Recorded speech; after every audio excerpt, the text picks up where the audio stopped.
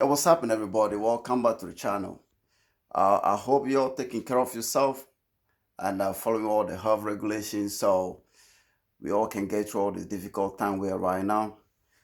Today I'm just said before I go to do my stuff or work, and I had to go to my office this morning to pick one or two things done. So I said I'm gonna do this video, because I've been having time to look at the QR update, on the things that I said in my other videos that we're gonna do to make that dual drive. And also I've been waiting for the multimeter that I said I'm going to buy to teach you how to do the controllers for the scooter if your scooter controller got broken or something. What I'm gonna say is, say this is the time that we all lock up in the house and we can really do anything. This is the time that some of you that might be thinking to buy a new scooter or maybe have a scooter already. This might be the chance that you kind of like watch a lot of videos to see how to do any upgrade on your scooters or get it repaired if any problems coming on your scooter. So I don't want to make this video long, so I'm gonna just put a camera right here and we're gonna go straight with the video. And I'm gonna show you all the tips and all that stuff that I need to discover with you. So if you remember the other time, I'm gonna move this just on one side. Right. The other time, I made a video about this Qiewa right here. This Qiewa is a single drive system. It's got a motor on the rear wheel. The front is just normal wheel that spin without any power in or without no controlling things on that. So that made all that video. And I said that we can make this Qiewa a dual drive system by putting another motor on this side. So that way we're gonna have two systems with two throttles that I'm thinking that maybe I'm gonna put this or use the other dual drive mode that we can find Ultra G and all that. And I remember in my other video I said that the way we're gonna make this is I'm just gonna come and adjust the camera a bit because so I said in other video that to be able for us to get this in a dual drive system, we're gonna be needing to get this to the metal shop to get all that the plate under the fork here replaced with a standard one. But when I look at it all that day, I said now we might actually find a way to do it that easy, what I'm saying, without even doing too much work to get that done. So instead of losing the mudguard and all that, we're gonna leave all the mudguard out. What I discover is instead of us taking the whole forks here to the metal shop, what we're gonna do is we're going to find out how much clearance we need for the other motor to fit in, just like how we did the other day or how I showed on our video. So what we're going to do is we're going to have the metal guy cut a plate in similar shape, just like the one on top here. And this place, I'm just going to bring the camera and show you what I'm saying. So this plate right here on top, we're going to make a metal guy make another plate just like this, but a bit longer. So instead of the plate ending there, it's going to be longer on this setup to this level, and that's it. So what we're going to have to do now is we're going to have to lose these two bolts and drop this whole fork down. So when we lose this two bolt, now the whole fork and the whole thing will be dropping down. And then all we gonna have to do is lose the mudguard from the other side. These two alarm key, we're gonna lose that and get a mudguard off. So the new plate that we have is gonna be a plate coming from the metal shop. We're gonna put that plate under this. And when we do that plate, we're gonna ask the metal guy to drill two holes. One hole is gonna be exactly, so the other plate is gonna be exactly the same size, the same shape as this one. And then they're going to drill the first hole on that plate, but that plate's been extended up to here. So we're going to have one hole in line with this one, with the new plate, another hole on the other side. So the hole that we're going to have on this side, on the new plate, is where we're going to put our fork now. And this hole here, with the hole that is on the new plate that in line with that, we're going to put a new plate under this and use a bolt and nut to hold that plate to the old one here. So we're going to squeeze that, screw that plate with a bolt and nut and tighten it, and we do the same on this side. That means that the new plate is just resting under this one, but this one is actually secure to the new plate. So the new plate is not going to be welded or anything, but it's going to be very strong. Then the second hole at the end, we're going to put our forks in this side as well. So that means we've extended the clearance between the two suspensions, and we can now, fix our back tire in. So that's what I discovered. When I was there, I was waiting for the metal guys because of coronavirus locked everything down, so that I can really, get to the metal shop. So what I did was, uh, I was just doing a bit of, feasibility, checks on this. Then I realized that, we don't need to, we can do the same way I said before. We can take the whole thing in and get a whole thing, welded, and that, losing that one, and then they get another one, on that, tack it on. Or the easiest way is we're gonna ignore all that. What we're gonna have to do now is we just then gonna have that plate cut in the same shape. It's just gonna be a metal plate you're gonna bring to, your house or whatever you're fixing your scooter. Losing all this, drop the fork, and when the fork is dropped, you lose your mogger, drop the mogger. So this is gonna be just like a flat plate under this now. There's not gonna be anything here. So from here, we're gonna put a new plate. So if this is the new plate that we're gonna have, because it's gonna be a little bit longer, so we're gonna put a new plate under the old one. This is the old one, this is the new one. And the new one is a little bit longer.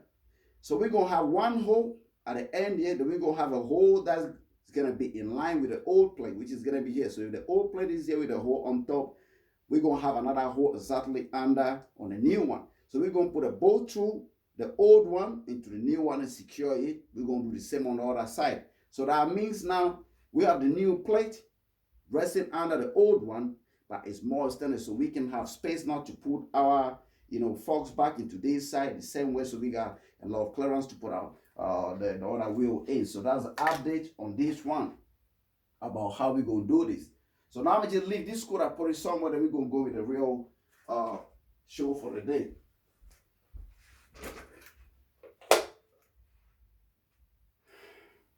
Right.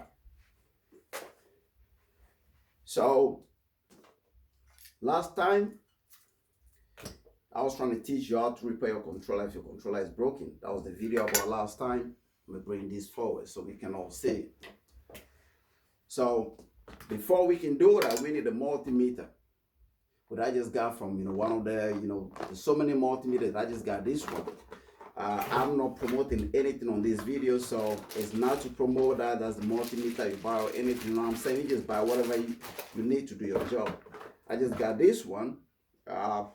It's not too expensive and it's not too cheap. So to me, it look like that. You got all these wires in. You got these terminal wires. You got all the one, but for this video, I only need this wire, the positive negative channel, to actually do the video. So if you remember last time, all you need to repair your controller is just a screwdriver. If you don't have any of this drill, if you have a screwdriver, but I always use this just to make it quicker, you can use a screwdriver. For instance, the first one, I'm gonna just use screwdriver so you all can see that it's not actually that difficult. So one is out. We're gonna do the second one. When you're doing that, make sure that you got all your bolts in the same place. You don't lose any screws. You don't lose any screws, because when you finish, you're gonna be putting all those screws back to tighten it tight, so it's not open for anything to go in and short circuit the board and start blowing stuff. Okay.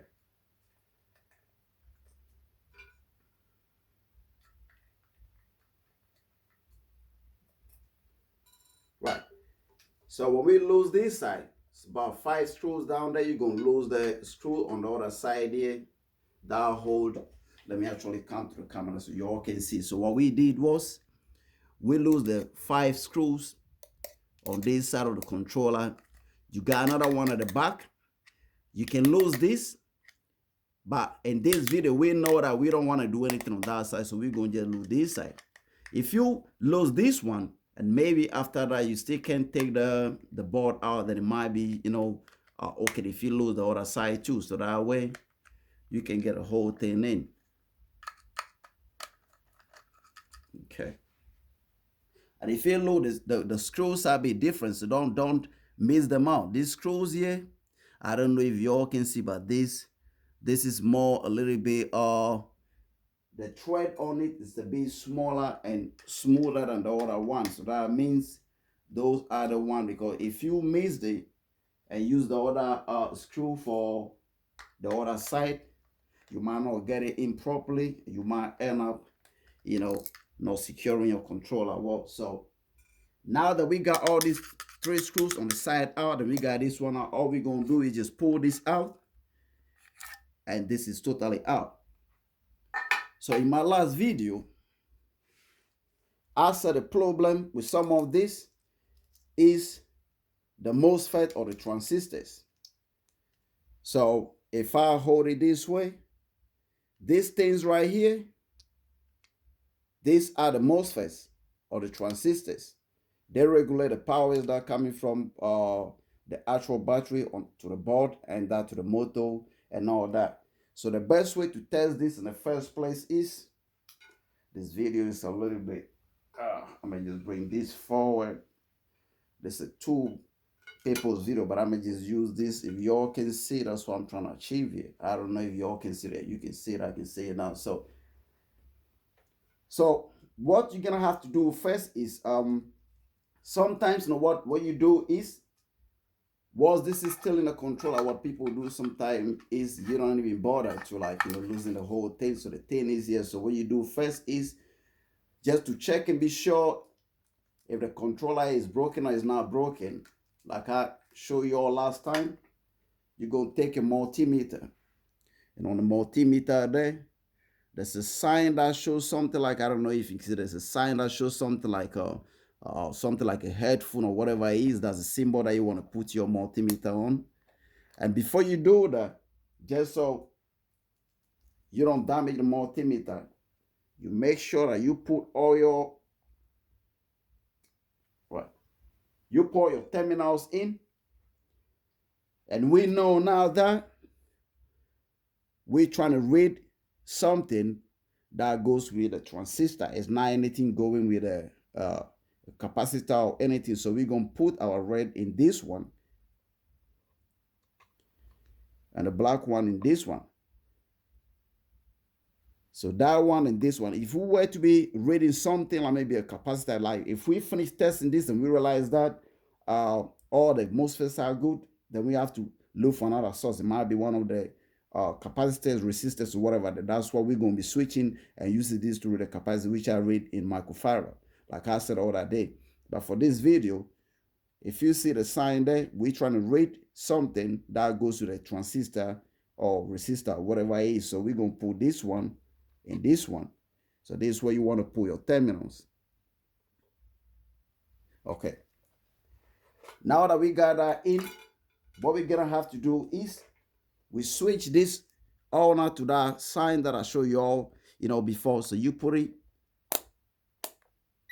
it's on that sign. So what you're gonna have to do is you hold these 2 terminals just to test it, to show that the circuit is working. So you touch it, and it should say that it shouldn't give you any reading. It should just go that 0.L there. If it stays that it shouldn't be reading, it should just give you, something like that reading, because my finger is touching, it shouldn't read anything. And we know this is where we want to be, so that's what we want to see. So the first thing you're going to do is, I don't know how I'm going to do with this, but I'm going to hold this. Okay, you know what? They're all the same, so I'm going to just use this. This is not open, so I'm going to use this for what I'm trying to achieve here. So I'm going to hold this with that. So what you're going to have to do now is that you're going to put the black wire in the black line. So this is the battery line. You have the red here and you have the black here. You want to put this in where the black pin, come on in the yellow thing. So we're going to put that in the black one. You keep it there so the contact is maintained. And what you're going to have to do now is, this is really difficult to make this video with one hand, but I'm going to try. I just want to show you all something. So before you do that, this is what we're going to be working on. The blue, yellow, and the green cable, they are the cable that go to your motor. They are the cable that go through the board, that the MOSFET are always on that line. That's what regulates the power that comes to your motor and from the battery to the board. So this is what we want to test to be sure that our MOSFET are good. There's nothing wrong with them before we even start opening the controller. Sometimes it might be something that's not even the controller. So that's what we do. So we put this one, the black one. It has to be tight, but I'm just try my best. So y'all can see the screen. So we're going to touch this metal thing inside the white casing or the white rubber thing. So you're going to touch that metal thing and keep it steady. And if you see it now, you can see that it's showing 10.0 something. All we want to achieve is that we want to make sure that we have a 10 reading. Anything 10, that means that that line is working. So that's the yellow one. So we're going to do the same with the blue one and see. Still holding the black one in the black terminal, you put into the blue one. And the blue one, what do we have? Okay, I think it's not touching correctly. You have to, it's very difficult to do this with one hand, but I'm just trying. Okay, so if we touch it, hold it there, we're not getting proper reading. Okay, if I touch it, hold it there, I don't know if you all can see, I'm getting a continuous reading. It's not even stopping, it's just reading, doing something. But I think as well, the contact, I'm not having a full contact. That might be the reason why I'm getting that, but I'm gonna just do it this way again. So now I'm not having contact. I need to touch the metal. Okay. Okay, I think I have a contact there. So y'all can see I'm just getting a reading. I'm getting a reading just up and down. So that means, I don't know, maybe I'm not having a full contact, or I don't know. Let me just pull this in, well, you know, because this, you usually have to make sure that you don't move it steady, but since I'm using one hand to be doing two hands job, it's just very difficult, you know what I mean? It's just, so still, if we touch, we just getting a continuous reading. So let's go to the green one to see what we're going to get from the green one. We touch the green one. I don't know if you all can see.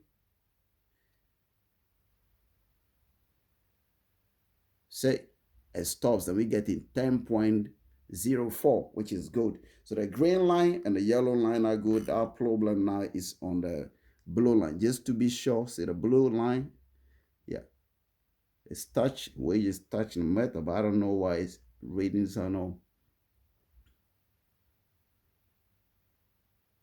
Don't know if you all can see. So you can see we're getting a continuous reading. It's not stopping. So we know now that the problem is going to be on the blue line. So now that's what you do first. So when you do that, and you have you put your your negative line into the black one, and you read all that, and you see which line is not giving a correct reading, or it's not, it's just giving a continuous reading. So you trace that into the board. So if you look on the board here, I don't know if you all can see, you can see the blue line coming and it stops right there. The yellow goes all the way there, then the green goes all the way there. So the blue line just stops you. So we're going to see where the blue line touches. Those are the MOSFET that we're going to be looking at. And there's one thing I'm going to show you all as well. If you open the controller by visual inspection, you can even see the controller, if the MOSFET is good or not. I don't know if you all can see well on the camera, but this MOSFET right here, if you all can see well, it's not the same color like the other ones. You can see the other ones all remain silver. That one look a bit like black or it's bent. So by just seeing that with your eyes, you definitely gonna know that that MOSFET is not good.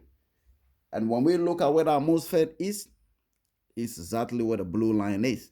So we know our blue line is not giving us reading, it's just giving a continuous reading. So now we know that the problem is on the blue line. And when we have just a visual inspection of the controller, we can see the MOSFET exactly on the blue line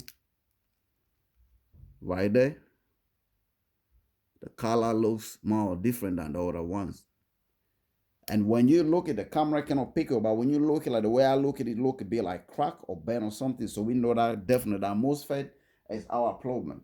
So what we're gonna have to do, like I show you all the time, is this MOSFET is the second one, and the first one is here. So all these three dots here, the first 1, 2, 3 belongs to the first MOSFET. You have another one, the 1, 2, 3, second one. You go 1, 2, 3, third one, fourth one, all the way it goes. So now we know it's the second one, so we're going to just solder this one right here. You hold the solder iron on this, and you can even see from here. If you're not sure which pin to 3, you can just see the pins from here, and you can check it from the back. So you have the pin here, and you can check it. You have the pin that you can check, which line that MOSFET is. Then you can just take that MOSFET out. So we know that the second MOSFET is not good. So what you're gonna have to do when you see this, it might be good that you take the MOSFET out and check the MOSFET number. I already have a look at it, and this one is S85N12. So if you put on Google, or there's call any MOSFET company, that low electrical companies that does MOSFET, you might be able to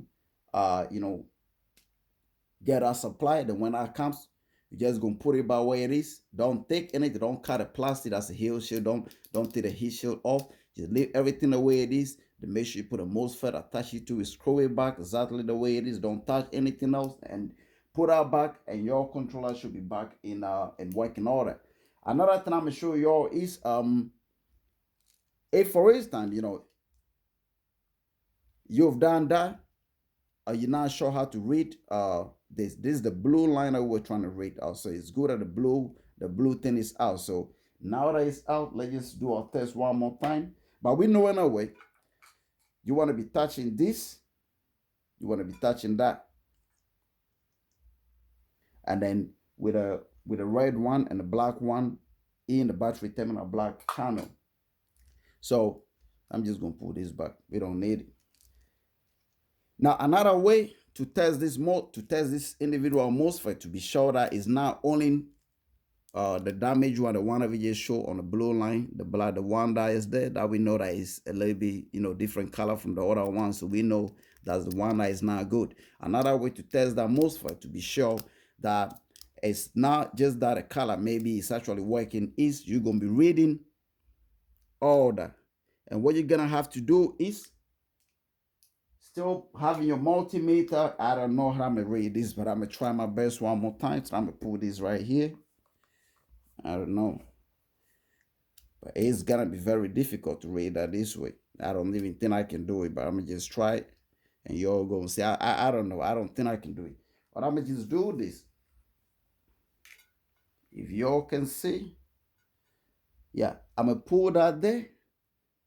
It's gonna be pulling. I'm gonna pull that there, and let's see. So what we're gonna have to do is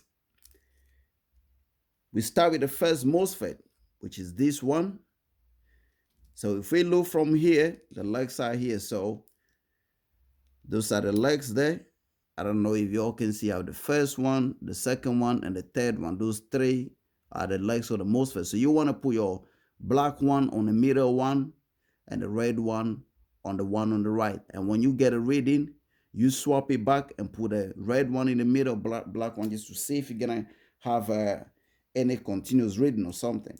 So if we put a black one, which I'm gonna try to do now, we can still see. So if you put a black one in the middle one there, very difficult to do something like this. It has to be on the table. So let's say that it does there. So we're gonna pull the red one on the second one. And what do we get? Look at reading that we got there. We're getting 5.03. And what we want to do, we want to get 5.03. Let's swap it over. Now we're going to put a black one on the right side and the red one in the middle. And what do we get?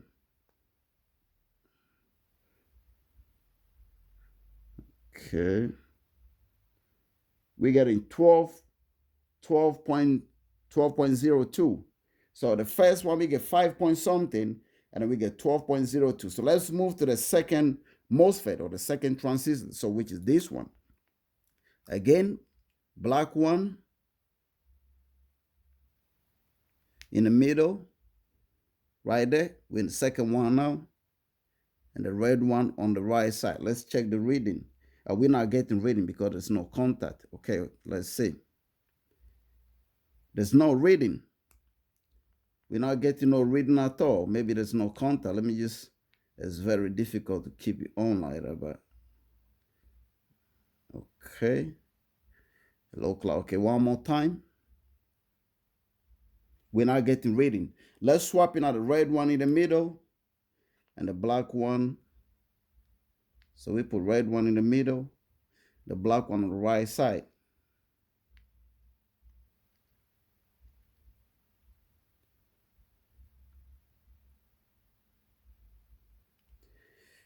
I don't know. I need two hands, but I want to show you. Okay, so I'm gonna just do it here, but I'm doing the same thing. I'll show you. So I'm gonna put the black one on the second transistor in the middle, and I'm gonna tie the right side. You see what we have? We have 0.00. We're not even one. It's just zero. Now I'm gonna swap it over. Now the red one in the middle, I'm gonna put a black one on the right side. And we're getting 0. It's just 0 point something. They keep going by just 0 point something. We're not even getting one. But remember when we did the first one, we had 5 point something. We have the other one 12 point something. That means we're getting the 12 volt coming in and other one. So if you read that back, the first one we did, red in the middle, and we thought the right side, we're getting 11.9, which is supposed to be 12, 11 point something. So yeah, it just came now. We're not having full contact. 11.94. It's still good. It's still close to 11.9. It's almost 12. If you run it to the nearest whole number, it's 12. So that's good. But on the second one, we don't have any reading. Let's go to the third MOSFET. So the third one. Okay, the third one here I'm going to put again, red one in the middle. And then tie the right one, the black one in the middle, and tie the right one with the red. Okay. Say, we're getting 5.04, just like we had a 5 on the other side. That means that the first MOSFET is reading well, the third one is reading well, but the second one, we're not even getting one. All we got was 0 point something, which is not good. So the third MOSFET, now we're going to swap it now, red one in the middle and black one on the right side to see what we're going to get.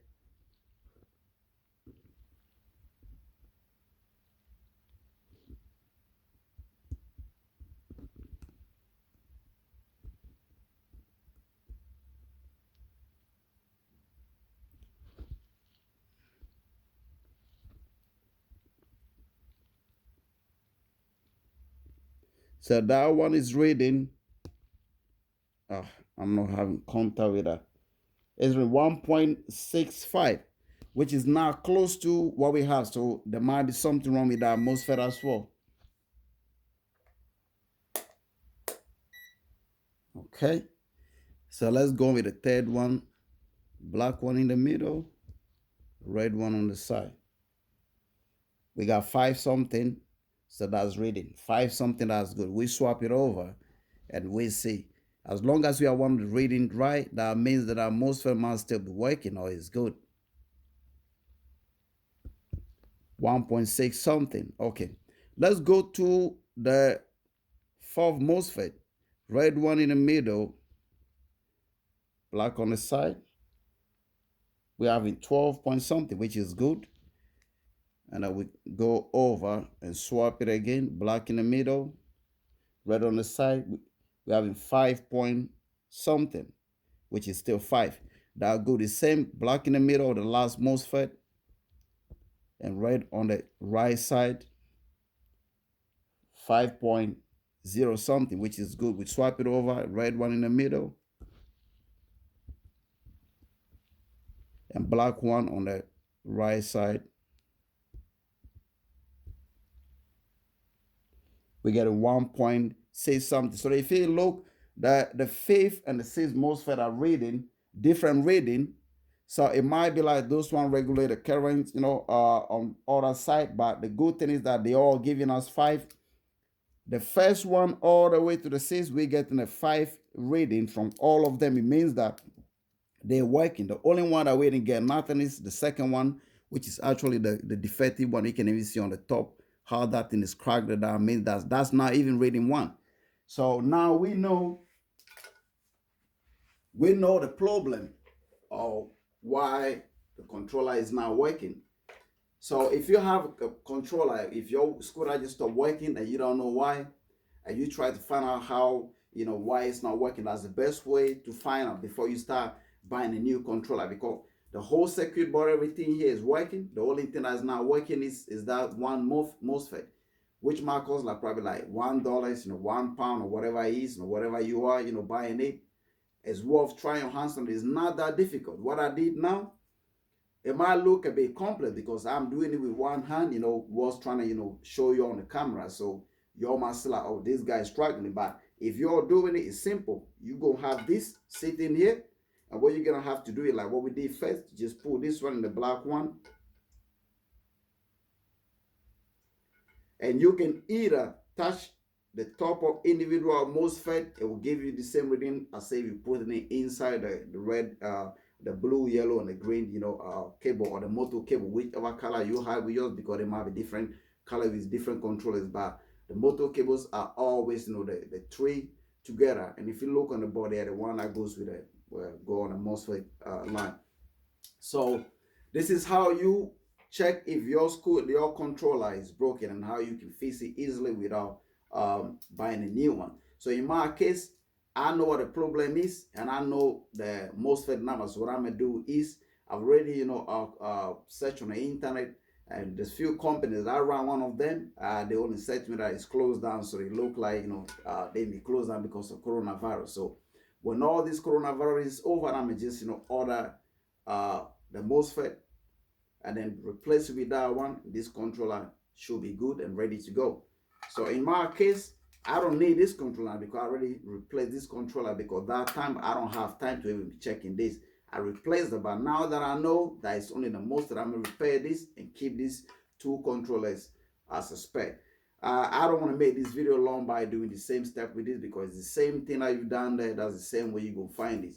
But when I opened this last time, by visual inspection, I didn't see anything on the board that show like the MOSFET is broken, like we see on the other side. You know what I'm saying? So it means that it's just through reading that you're gonna be identifying which line or which MOSFET is defective. Now that I got my multimeter, it means that things are gonna be a little bit easier for me in doing those jobs. So that's the purpose of this video. I just want to make this video today to just show y'all how to repair your controller. I started the other day, but I haven't had this. So if you watch the other part of the video, you might already know what I'm saying. So all you gotta do is you get your multimeter, follow the simple steps that I show you all right now to find out which MOSFET is defective or which one you need to replace, and get your scooter back running. If you were to do order and all the MOSFET are reading 555, and you reverse it on other side, like you turn the channel, and then most of them are reading like maybe 10, 11, something like that, and then one of them read like maybe 3, that means that one reading 3 might be having a problem. About worth buying a new MOSFET to change the one that is reading low to see. If you change that one reading low and you still having the same problem, then it means it's not a MOSFET. It might be something else on the board. So then you start checking your next capacitors, all these things on the board, and see which one is now giving you a reading. Then you might be able to do that. But mostly, from what I've known, and from other people saying and things, mostly these controllers are always broken down because of the MOSFET, because they get very hot when you use them, when you keep riding the scooter. Those things are very hot. They burning like a charcoal. So when they're hot like that, sometimes they just blow off. Sometimes, they become defective. So that means that they can keep the power flow, you know what I'm saying? So it's not like, something that you're gonna be worrying about. Like, I'm not an electrician. How can I read all this? I don't know how to read this right. You don't worry about that. The most thing that will happen in your controller, or the most thing that will break down, is what I've just said to you. So if you don't have that problem, just follow these simple steps and get your scooter, back running. I'm gonna just make this video short. I don't want to go too much. Y'all keep calm, take care of yourself, and please listen to all the advice right there. Don't go out, don't try to, just be like, and I'm too, but we all bored at home, you know what I'm saying? But that's what it is now. We all just gonna be like that till the whole shit is over. So till then, if you're new to my channel, this channel is more educative about, scooter repairs, scooter advices, and all things. I make a lot of videos right there. If you're an old member of the channel, share the videos to other people, to get to this channel to learn more things about scooter. And also keep liking my video, keep subscribing to my channel. Till I make another video, y'all take care of yourself and respect the coronavirus rule to stay alive. Peace. I'm out now.